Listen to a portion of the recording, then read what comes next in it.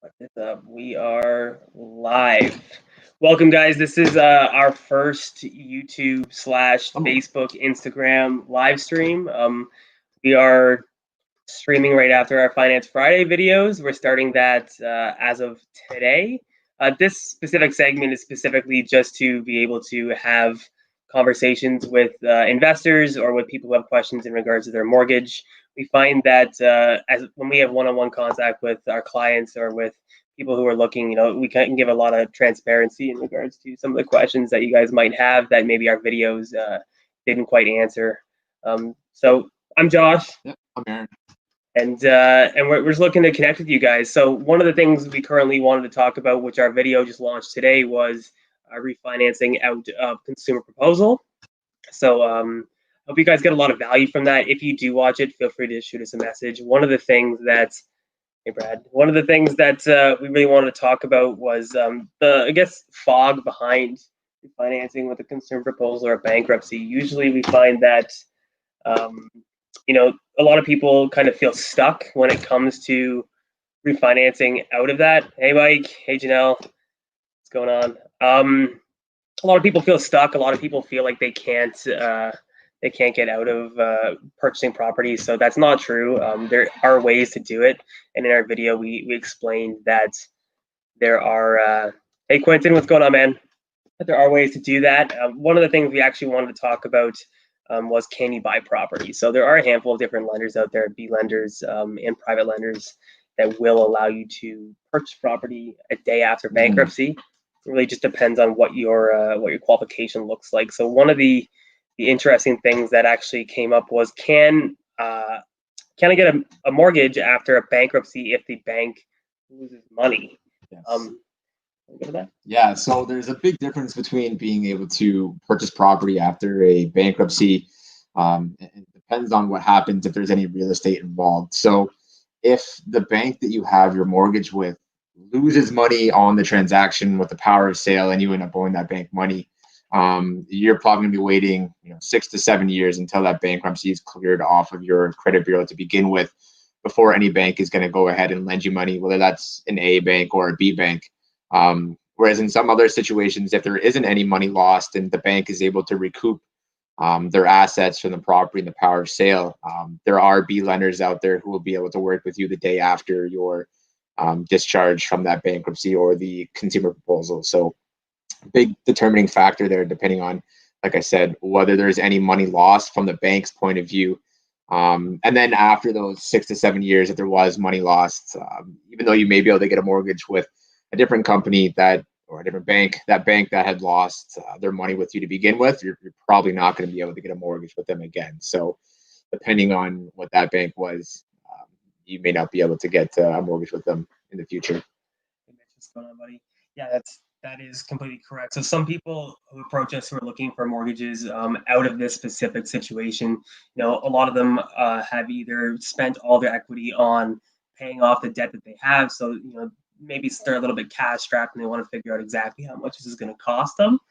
Most B lenders, we've gone through it in a few videos, but most B lenders specifically charge 1% of the loan amount. So you're going to have at least 20% down to be able to purchase your property.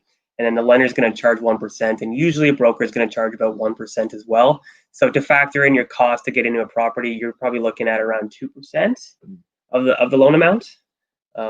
Some of the other questions that we have lined up here, we specifically wrote down a few questions that you guys had in some of our other videos and wanted to touch on them as well. Penalties to break your mortgage. So a lot of people don't really understand it or are very clear about what it's going to cost to break your mortgage. Obviously, if you're going to break your mortgage and you're in a situation where you do need to break your mortgage, I would highly recommend speaking to an advisor first. It can get a little bit costly if you want to tap into that equity. Now, that being said, there are two types of mortgages you can really get, or that most people get. One's fixed and one's variable. For a variable rate mortgage, your cost is going to be 3 months interest penalty to break. Now, that can be nominal compared to what a fixed rate mortgage is going to actually run you when you break your term. A fixed rate mortgage is 3 months interest or the interest rate differential, whichever is greater. Now, the interest rate differential is a little bit convoluted, a little bit difficult to explain, but basically what it is the lender is going to find out how far you're in your term. So if you're in a 5-year term and you're 2 years done, you have 3 years left.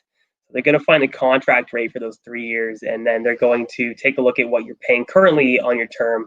They're going to find the difference between those two rates, and then they're going to multiply it out by how many months you have left. And if that sum is larger than what your 3 months interest penalty is, you're going to have to pay that. So it can get a little bit expensive. So I highly recommend choosing a product that's right for you and speaking to a mortgage advisor before you break it, because it could save you tens of thousands of dollars in cost to break your mortgage if you have an investment strategy that is specifically tailored to maybe the BRRRR strategy, or tailored to pulling equity out at a certain point. Like, there's no point just locking into a 5-year or a fixed term if you're going to break that mortgage anyways. It just directly affects your bottom line. So it's always important to take that into consideration when looking at that. Yeah, I'd say on average, maybe it depends on the loan amount, but for a typical 3 months interest penalty, I think we see it somewhere between 15 to 1,800 bucks. I mean, again, it depends on what you have left on your mortgage, but comparatively, we see a couple situations where clients are looking to exit out their mortgage, and that interest rate differential is up near like $10,000 or $12,000. So I mean, that's when you're looking at pulling out money out of a BRRRR and you need that cash flow or the money to pay off whatever renovations you've done or pay back an investor, that extra $8,000 to $10,000 can be the difference between paying off enough of your debt to move forward and to qualify on another mortgage with debt servicing, or being able to pay back a JV partner, or just money towards another down payment. $8,000 to anyone is still a decent sum of money. So one of the things that we look at beforehand, and it's just figuring out what your goals are, how soon you think you're going to be able to get the renovations done, and then we're able to base our terms of the mortgage off of your goals to ensure that you guys are paying as little as possible when you're exiting out of your mortgage for the BRRRR or just on a general refinance in general. Yeah, for sure. So one of the other questions that we had in another video that we wanted to touch on as well is, when do you have to pay mortgage protection insurance? So CMHC premium. The CMHC premium is only paid when you have less than 20% of the down payment. So your down payment is going to, if it's 20%, then you don't have to pay the premium. If it's less than that, it's on a sliding scale depending on how much you're going to put down. Now, that being said, it can be decently expensive. So, we've crunched the numbers for clients, and it really, if you have the ability to be able to not have to pay the premium, it makes sense to not, specifically because you have a significant equity position in the property once you put your 20% down. What happens is, say you put 5% down, and the mortgage insurance premium is 4% of the value of the property. You're really going into the loan with 1% equity in the property.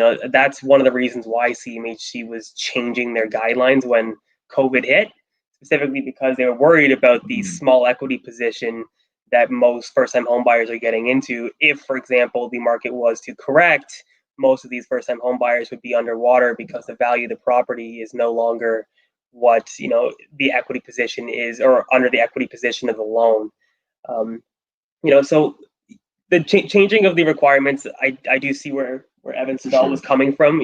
It's better to be proactive than reactive in a way. Obviously, we didn't see the doom and gloom that he specifically had forecasted. We saw the exact opposite. We saw crazy record numbers in a lot of places on appreciation. But that's basically when you would have to pay that premium. For somebody, it's obviously worth paying the premium if all you have is 5% down. Like, getting into a property is ideal, and if you have to put the 5% down and take on the premium, the appreciation on your asset year over year is eventually going to pay it out, and it's going to be worth your while doing it. It's just going to take a little bit longer to grow that equity. And then there's some things to consider too if you're looking at using that first-time buyer in the insured purchase for potential BRRRR. Are the costs associated with the premium worth it to exit out right away? You pay this premium, the CMHC premium, on top of the mortgage amount, but you're also paying a tax up front that you have to pay on the closing of your property as well too. So to be able to go ahead and then 6 months later buy out of that, is it really worth buying out right away, or is it worth either not going with an insured purchase, or maybe writing out that insured purchase a little bit, because how much you might be saving on your high ratio interest rate versus what you're going to be paying again when you refinance at a much higher rate, or a little bit higher rate, but also the amount of equity that you're going to have at the time of refinance. If it's a rental, you're going to have at least 20% equity in there if we're able to refinance on the A side, and then potentially on the B side, you're probably going to have 25%. So, are you going to be able to build 20% equity in that first year? That's something to consider as well too. And obviously, each case is unique, and it depends on your capital expenditure. If you guys have the capital to just be eating fees and costs, then obviously that opens up your playbook a little bit. But we know a lot of investors out there who are starting out, working on a little bit less capital than some of those who've been in the game for a while. So something to consider. Yeah, for sure. So a lot of these investors who are looking for these creative ways to finance, it's something we say this over and over again. I don't mean to sound like a broken record, but having that exit strategy to be able to get out of the creative financing solution that you put in for acquisition is equally as important to do that as it is to getting into the property. So if you, for example, if you cross collateralize a property, put 10% down on your new purchase, and you're in a 1-year term, and your idea is to refinance in a year, you either need to hope that your asset is going to appreciate by at least 10%, or you're going to force appreciate the property through renovations or whatever it is. So being able to make sure that is the case, because our lenders, they're really happy to be able to help people with these specific types of loans. Obviously, it's good for their investment. It's good for you guys. We're happy to be able to structure these loans, but it's really important for us to be able to tell them that you have the ability and strategy to be able to execute on that takeout financing at the end of the day. If we're not helping you guys do that, we're not doing our job properly. And the most important thing for us is to help you guys scale your business and help build wealth that way. And one of the things we're trying to do is create new solutions for that. But creating that exit strategy is of utmost importance. Yeah, absolutely. We just saw a good question pop up there. Question was, what happens when the bank loses money on a power sale after a bankruptcy? So one of the things that we go over with every one of our clients when we get the commitment is the mortgage closing package. And in this closing package, there's some risks that we go over with the clients. And one of them is, risks of potentially going into arrears and having a power sale on that property. So if for some reason you fall behind in your payments and a bank moves into a power sale and they lose money on that, the banks do have the legal right to go after you for any losses. So whether that's through some sort of court order judgment to pay the difference, or whether they start removing your assets and seizing assets, or they can move ahead and garnish your wages as well too. So depending on how much money is on there, or how much money you owe and the bank lost, if you're not holding any assets and all your assets were lost in the bankruptcy as well too, moving forwards, if you're starting to have your wages garnished, that can start to have an impact on the foreseeable future as well too, depending on how much money you owe back and for how long they're garnishing your wages for. That could obviously substantially impact any sort of affordability for new properties down the road or anything like that as well. For sure. One of the things we want to touch on that we might have a little bit more insight in than most people. Obviously, investors like to share information, but we kind of get to touch base with a bunch of different types of investors, and a lot of different people call us asking, where do I invest? What should I invest in? And we just wanted to maybe touch on where we're seeing a lot of investors kind of look right now. So we're seeing a lot of people are interested in obviously Sarnia. Sarnia has it's really undervalued right now. There's a lot of people who are looking to get into it because you can still back in decently high rents. A lot of the cash flow tribe guys are wholesaling out there, and they're doing really, really well. We're seeing a lot of business in Windsor. Some people are touching Sault Ste. Marie currently. There's a lot of opportunity out there. Most people. Sudbury is pretty big as well. Sudbury's big. A lot of people are looking for those multi-family opportunities. We're seeing a lot of burst strategies, trying to find undervalued properties and just force appreciate them. It's an interesting market. A lot of people made a lot of money over the summer by playing the market. I wish I could tell you. I wish I had a crystal ball, let you know exactly what it would take to or what's going to happen with the market. But those are the specific areas we're seeing a lot of activity in right now. We actually just got a question in on YouTube. It was, how did we get into mortgages? Well, it's a funny long story. I went to university for law and criminal justice. I went to university kinesiology, yeah. So this wasn't our first choice. Specifically, I was brought into it by a business partner, my uncle, family member of mine. He's been doing this quite a while. And I was just unhappy with the situation I was in, and I wanted to make a change. And I felt like I love sales. I love talking to people. And I eventually just decided to take the leap and get into it. And I haven't looked back. I really enjoy it.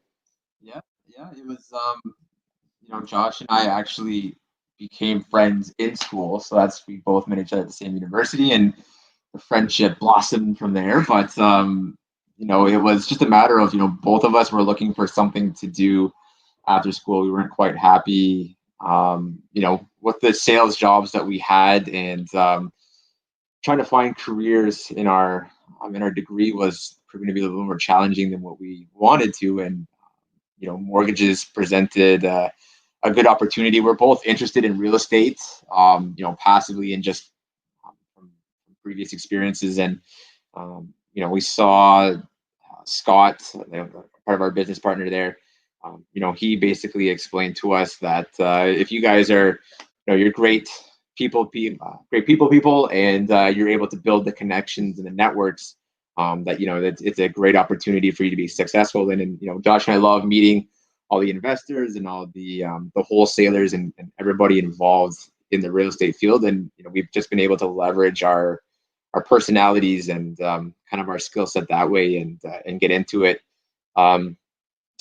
It's a lot different than what I thought it was before we got into it. I think when I first thought of mortgages, I thought of some old dude sitting behind a desk signing papers with mom and kids. And we got into it, and we started to see the commercial side and the investment side, and the development side, and how much further and how much more depth there really is to mortgages other than just first-time home buyers and residential purchases. And really opened our eyes up to what's going on behind the scenes in the real estate world and the financing. And you see all these buildings, and you see these cool condo buildings and these big hospitals and stuff like that. And I never wondered how they were funded before, and now we kind of get a little bit of insight into how they're funded and how much money is really kind of floating out there in the world. And it was a bit of an eye-opening experience. Yeah, it would blow your mind. So I mean, obviously, when I was driving around before getting into mortgages, I never thought of the value of property, and it didn't really cross my mind. But as you drive down Toronto, you don't realize billions, trillions of dollars in real estate. So even like an apartment building, $5, $6, $7 million for a small one, and it's just there's so much opportunity out there. And we found that specifically, a lot of the investors aren't serviced. There isn't great service out there for a lot of real estate investors, and we wanted to be able to give you guys professional expert service to be able to help you scale your portfolios without having to always just hear no from the bank and then figure it out the hard way with a bunch of different brokers who maybe don't know what they're doing. And we decided that we want to specialize in this specifically, and we love being able to either help people scale their business and grow wealth at the same time. It's pretty phenomenal. We love it. Mm-hmm. I think your own investment properties are solely focused on clients. So for us, we have had to wait a little bit just due to the mortgage laws with income and us being commissioned only. We're just waiting till we have a solid 2-year average for all you commission-based employees out there. Get our commissions up to the level that would allow us to start making our moves, and then we're definitely going to start taking advantage of all the wholesalers out there, because we see the deals come in, and we see the deals that come across our desks, and some of the deals that our clients are getting on their mortgages, and it's doable. It's doable out. The finances are out there, and the mortgage products are out there for those individuals. But right now, we've done a small little bit of private lending just on some smaller deals and off-market stuff that way. But our goal, I think, in the next year is definitely to get into a larger multifamily, something in like the 5 or 6 unit, and kind of start from there and begin to create that cash flow. It's a question we get a lot. And we'd like to be able to say we own some properties for a change, so we've decided to make that our goal for the next year. For sure. It's a nice segue into, maybe some people who can't, depending on the situation, if you can't qualify for a loan, there are many different ways in which you can invest in real estate. Private lending is one of them. That gets a fantastic return on your investment. There's lots of people looking for JV partners, money partners. We have people all the time trying to find secured or unsecured financing. If you are looking to put your money out, or if you know somebody who is, vice versa, there's a huge network of people out there who are trying to make moves. So, it's really just another way to be able to have some sort of exposure in your real estate portfolio without maybe owning the asset in general. So it's a good way to do it. We have a question on YouTube. What is the current climate on borrowed funds for down payments, secured credits?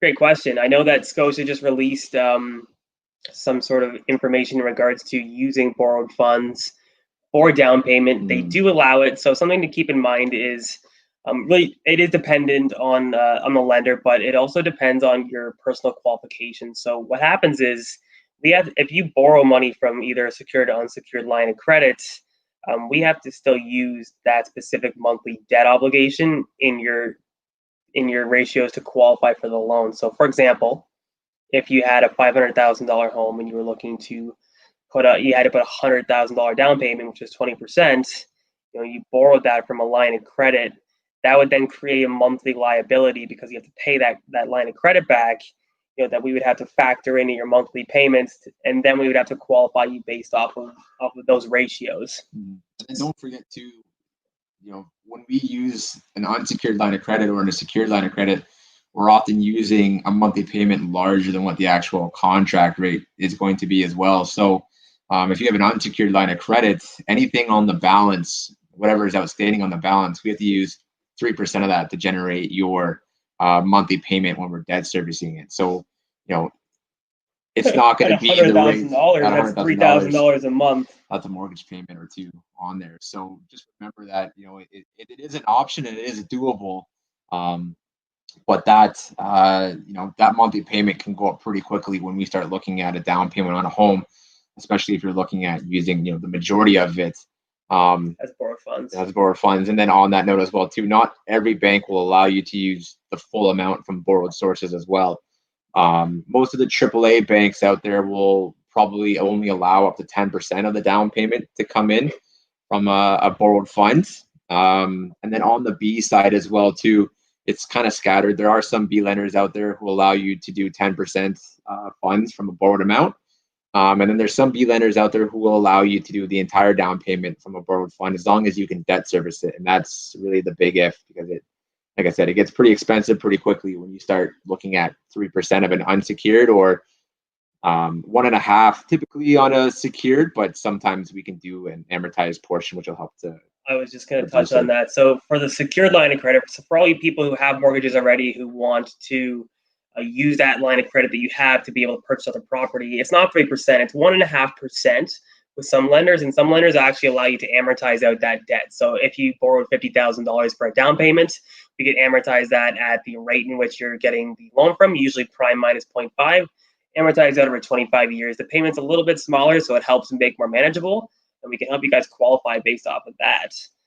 So the market's opening up a little bit in regards to that sense.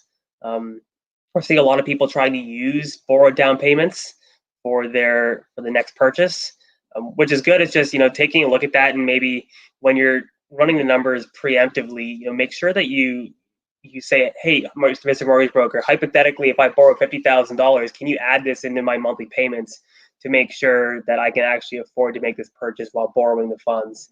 And obviously, picking a product and making sure the product's right for you, and then picking a bank that allows you to do that with the same product is also super important. So good question. Fantastic. Really appreciate that specific question. Actually, it's come up quite a bit in the last few days. Yeah, and kind of similar to that, one of the other questions I've seen a lot of is clients who have equity available in the property, and they've reached out asking, should they refinance or should they take out, a home equity line of credit? And it's a great question. There's obviously benefits to both. I think one of the biggest downsides that a lot of borrowers have have brought up is they don't want to start paying right away on the refinance, where obviously you're going to have a higher loan amount and you're paying that the principal and interest payments back right away, whereas on the HELOC it's kind of a pay as you use. I think it depends on what your goal is. If you're looking to move forward and make some larger down payments, keep in mind, depending on what side of financing you're looking for, you may not be able to use your entire line of credit for the down payment. So if you're short on capital, it might be better to do a full refinance and take that equity out and have the capital available versus trying to load a line of credit and then you get stuck only using 10% and you're not able to move forward with your purchase because you don't have the capital to be able to make up the rest of the down payment. So that's something to be considering. And I think the other thing too is how much loan to value are you really going to get. On refinances, you're looking somewhere between 80 to 75% equity left in or loan to value on the refinance. Whereas with the HELOC, you're usually stuck around 65% loan to value. So in terms of efficiency of equity as well too, you're able to get a little bit more with the refinance. So in some cases, depending on what lender you're going with on the refinance, you might have some fees associated if it's on the B side. But being able to use the equity in a lot more ways versus using the HELOC, I think can be a little bit more advantageous for some buyers out there, especially if you're a little bit more newer to the game and maybe it's your first flip or your first BRRRR and you're a little short on capital. Being able to use that equity for a full down payment is a little bit stronger than having a HELOC. For sure. My question here: if you are obtaining a commercial loan for a large multifamily unit, are your personal ratios, TDS, still a factor? Sometimes. So let me I guess we can both touch on it. Commercial real estate, do they look at you as a borrower? Yes, they do. Do they specifically take in your TDS, GDS ratios into 100%? Do you qualify? No, they don't. A lot of the requirement comes from the building itself. It's going to come from the total debt service ratio, total debt service coverage ratio, usually depending on the lender, 1 to 1.1 or 1.2. So for every dollar it costs you, they want to see you're making 20 cents on that dollar. A lot of it has to do with the condition of the building. We've done a few videos to this, but it doesn't necessarily represent you as a borrower and your personal debt servicing, because as many people can relate to, if you're buying a $2 or $3 million property, unless you're making a ton of cash on paper, it'd be really, really hard to be able to qualify for that loan by yourself. So they understand obviously the mass cost of these properties and what it's going to take to get into these properties. So no, you don't, but they do take a look at you as a borrower, like capacity. Do you have the capacity to be able to take care of any specific issues with the property? Do you have the ability to be able to either hire a property management company? Do you have a portfolio? Have you done this before? There's a handful of different things that they look at. Capital reserves. You as a borrower, can you cover an expense for a $2 million property? The roof leaks. Can you personally cover that, or are there capital reserves available to be able to cover those costs? Really, really great question. And a lot of people who are looking to get into that very quickly realize that getting into that commercial game is an expensive game to get into. Aaron's actually we kind of cycle back and forth on having decently large commercial deals on the books, and we're usually dealing with a handful at a time. And Aaron's actually dealing with one right now. The clients, it's their first really large commercial building, and they're starting to realize very quickly the costs associated with it before even closing on the deal. There's a lot of preemptive things you need to be able to be aware of. Everything costs more. Appraisals cost more. Building condition reports cost a lot of money. Not appraisals. Environmental reports, all those different things cost a ton of money. You're probably looking maybe $20,000 out of your pocket to maybe close on a deal. I mean, obviously, you're going to close on a deal. It depends on the type of financing you're going to close with. But specifically, we touch on the environmental reports because the lender is as equally responsible as the borrower when it comes to environmental damage. So if, for example, a borrower bought a property and that property had contamination in it and it started seeping into other properties and it caused people to be sick, that they'd be liable for that, and the lender would be liable for that because they have the mortgage on the property. So there's a lot of different costs associated with owning commercial real estate that can come up. Yeah, and that goes for both private lenders as well too. Like even the private lenders, I mean, it's up to the lender themselves, but the majority of our private lenders aren't going to touch a commercial property without a phase one clean phase environmentals, because they like making their income, and if they become liable for a property where someone got sick or injured, or ended up dying from some sort of chemical contamination, obviously that ends their career. So even on the private side, they're going to want to see phase one's clean and phase two clean if needed. So just keep that in mind. And then just touching back quick on that previous question in terms of personally guaranteeing for commercial loans. I had a client who was looking to purchase a commercial unit, and he wanted to put the down payment from his home equity line of credit.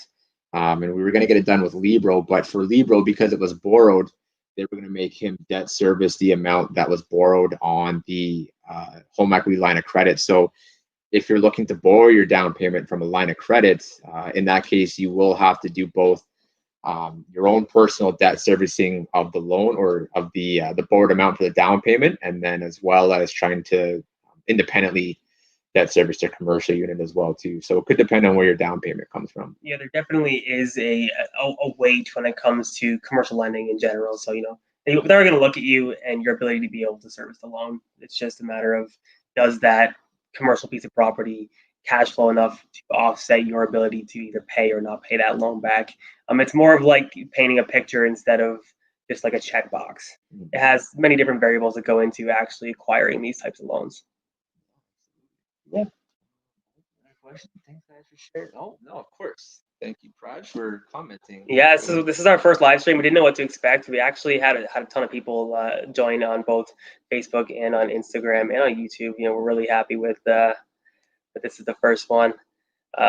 If you guys do have any questions in regards to maybe another live stream, we're going to be doing this every Friday after our video drops. We'd really appreciate it if you guys could go to our YouTube channel if you're not streaming on YouTube and subscribe. Hit the subscribe button.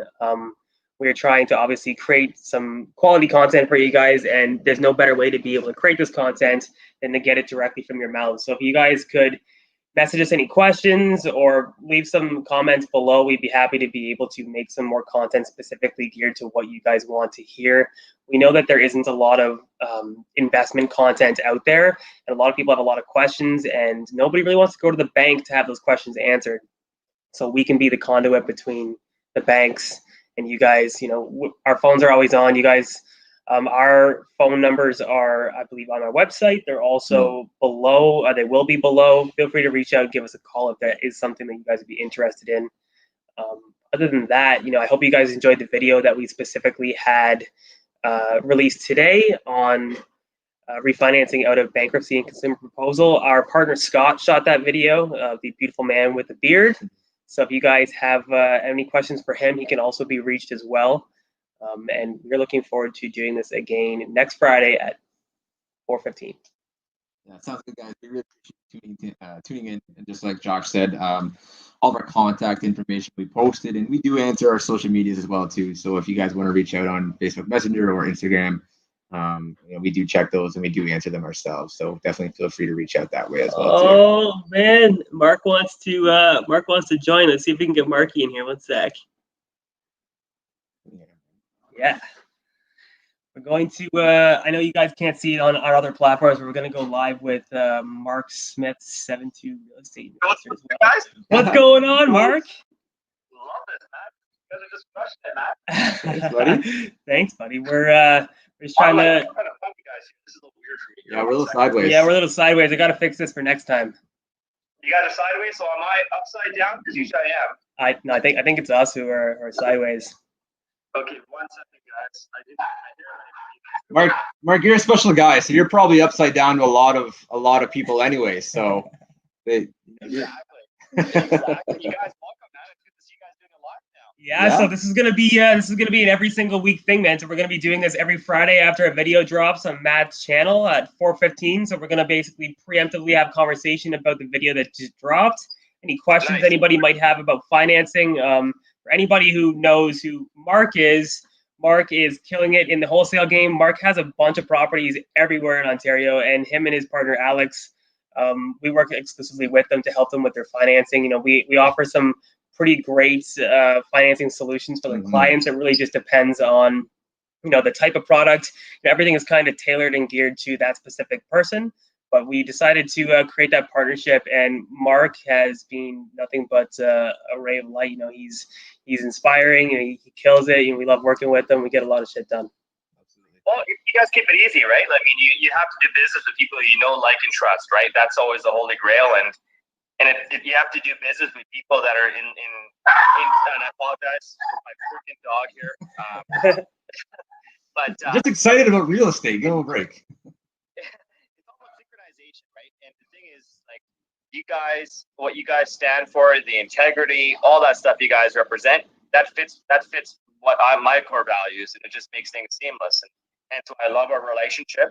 I love what you guys do, and that's why I deal with you guys, right? So that's right. Yeah, we're looking forward to, you know, we're scaling. You guys are scaling. We're looking to make this into a serious thing. If anybody doesn't know, you know, we're looking for experienced agents, any agents who, you know, have a little bit of experience, who have a license, who want to learn. You know, we honestly believe that there is a huge gap in the market for this type of real estate and this type of investment, and there isn't any love for those mortgage brokers out there. So if we can tap into that and offer you guys services and products that are specifically geared to you, and we can help you guys with your portfolio, obviously our business is going to grow. So, you know, we want that to happen. Well, and that's so true. I mean, that's why, you know, I tell people, like, and for those that are looking to be more creative and that kind of stuff, all this COVID stuff, and when the government finally figures out what damage has been done by being a print press and that kind of stuff, money is not going to be as easy to get, and you need to have allies that understand the game and have access to not just the A/B, but also having access to private lending, because that's going to be the push. Absolutely. And that's the thing. And also, I see my man Hungarian experiment. So of course we did some crazy videos yesterday. I can't believe I did that. But so yeah, so Josh and Aaron, thank you so much for your support with the 519 pledge. You guys donated, you know, some good funds for that. I mean, that essentially works out to, I think, 200 pairs of socks. In fact, I'm with my daughter here, Dinara, and we're actually going right now to buy a crap ton of socks. I think we're up to over 13,000 pairs of socks right now. Okay. Wow, that's unreal. What's the total? You guys looking for 50,000 pairs? We want to get to 55,000 pairs. The pledge is 55,000 pairs out of the 519 pledge. But, you know, myself and Hungarian Experiment were talking about this. Really what we've been able to do, we're just scratching the surface.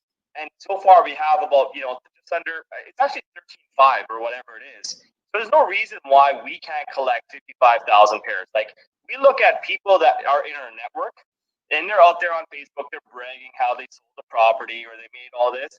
Then, you know what, donate. 100%. You guys are making $50,000 on a deal. What does $500 for a pair of socks do, guys? Like, 100%. How many people need those socks? I mean, if you guys are looking for a solid place to drop some money, man, and make a huge difference in people's lives, you know, those socks go a long way. Yeah, I agree. And you know, the other thing as well is for any investors that are just, you know, they hit a wall and they're in a slump. The best way to break that slump is by giving back, believe it or not. 100%. And it's amazing. As soon as you just break that barrier, you say, fuck it, I'm just going to do a donation. Sorry, Naya. I'm swearing from my daughter. But wouldn't expect anything else. It's amazing how that just breaks. So if anybody's in a slump, break out of it and just donate. You can either DM me, you can DM my man Hungarian Experiment, you can DM Rebecca Matson. I mean, we got options here. So anyways, I just want to send you guys a quick shout out. I'm going to head off. I got to go to Walmart. Just be you guys. You guys are just killing it. So thanks, buddy. I appreciate you, Mark. Take care, guys. All right, buddy. Cheers. I think Mark brings a good point there too. You know, we gotta remember why we get into, you know, a field in some sort of career that could potentially generate a lot of wealth. And you know, if you're not doing something to give it back to those who maybe aren't making as much, then you're really doing it for the right reasons. So 100%. Yeah, guys, especially this time of year, you know, COVID has caused a lot of hardship in a lot of people's lives. And, you know, I think this holiday is going to be especially hard for quite a few people. Obviously, if you can, you know, try to help as many people as possible. we are going to also try to raise some more funds for the 519 pledge. I know you guys need more socks, so we're going to try to do that as well. Anybody who's on this live stream right now, if you haven't already done it, hit me up, hit Peter up. Anybody in the cash flow tribe, they all know what's up in regards to getting cash for the socks. So we can help a lot of people and at least make their lives a little bit better in this time. So again, appreciate your time, guys. We will hop on here next time, next Friday, 4:15. We appreciate all you guys being here. Appreciate it. Yeah, thanks for coming out, guys. Cheers.